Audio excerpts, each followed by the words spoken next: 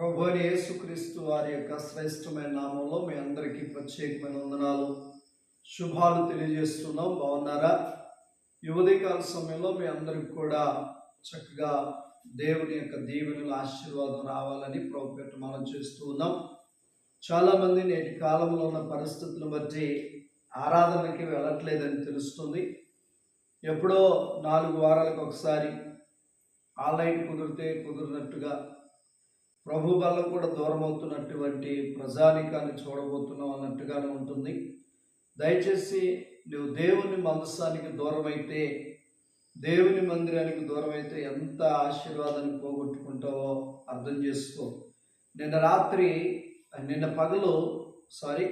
పగలు దేవుని యొక్క వర్తమానము, ఆదివారం ఆరాధన చక్కగా ఆ మందిరంలోకి వెళ్తే ఏముందో చక్కని వాక్యాన్ని అందించాం. మా లింక్ను ఓపెన్ చేయండి.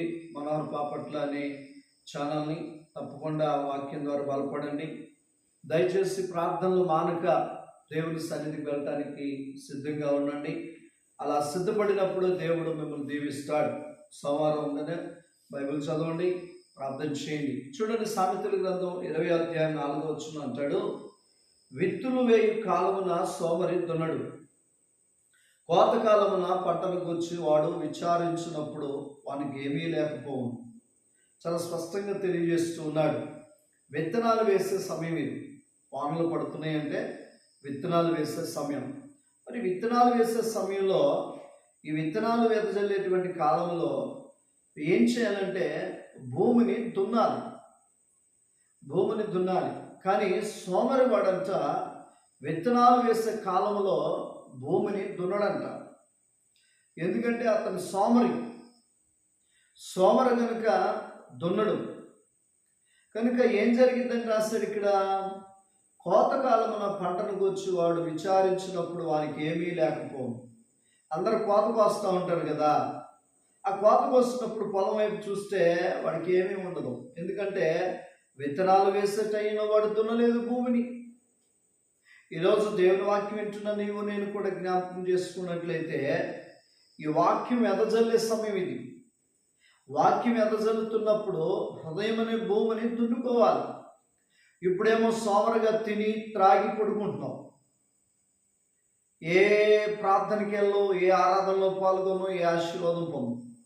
నువ్వు దున్నలేదు కనుక విత్తనాలు పడలేదు కనుక పంట కోసే సమయంలో అందరూ పంట కోసుకుంటారు, అందరూ ఆశీర్వాదం చూస్తారు, నీవు మాత్రం అలాగే మిగిలిపోతావు.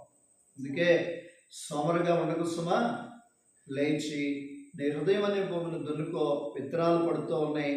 అనుదిన ప్రార్థన ద్వారా కొన్ని విత్తనాలు, అలాగే కొన్ని మంది సేవకుల ద్వారా కొన్ని విత్తనాలు దైవ సన్నిధి దొరుకుతున్నప్పుడు అనుభవించి దీవెన పొందుతామని ఆశపడుతున్నాను. కళ్ళు మూసుకో, ప్రార్థన చేస్తున్నాను. మీరు కూడా ప్రార్థన చేసుకోండి. పరిశుద్ధుడా, ప్రేమ కలిగిన దేవా, ఉదయకాల సమయంలో ఈ రీతిగా మాతో మాట్లాడినందుకు వందనాలు. నిజమే, సోమరు వాడి విత్తనాలు వేసే టైంలో దున్నడు, పంటను కోసే టైంలో వెతుకుతాడు, దొరకదు. కనుక మేము అలాగ ఉండక విత్తనాలు వేసే కాలంలో మా హృదయం అనే భూమిని దున్నుకుని చక్కటి పంటను కోసుకునే భాగ్యం దయచేసి ఈ పరిచర్యని ఇరుగున తండ్రి సహకరిస్తున్న బిడ్డల కుటుంబాలు దీవించమని, అనుదిన ప్రార్థనలో పాల్గొంటున్న కుటుంబాలు దీవించండి. ఈరోజు పెళ్లి రోజు జరుపుకుంటున్నటువంటి మాకును ప్రభువా, ఇదిగో మాలాంటి వారికి కూడా నీ దీవెన దయచేయండి. అలాగే నా తండ్రి, నీ వందనాలు, స్తోత్రాలు. పుట్టినరోజు జరుపుకున్న బిడ్డలు కూడా దీవించమని, ఈ పరిచర్యను అభివృద్ధి పరచమని యేసే నామములో మనల్ని అడిగి పొందినాము తండ్రి, amen. God bless you. Thank you all. అందరికీ వందనాలు. మా కొరకు ప్రార్థించండి. మా వివాహ దినము, నా భార్య నాకు దేవుడు ఇచ్చినటువంటి ఒక గిఫ్ట్, పిల్లల్ని మరి మాకు ఇచ్చినటువంటి మంచి బహుమతులు కనుక ప్రార్థన చేయండి. మేము ఇంకా అనుదిన ప్రార్థనే కాదు, ఇంకా అనేక పరిచయాలు చేయాలని ఆశపడుతూ ఉన్నాం. Thank you.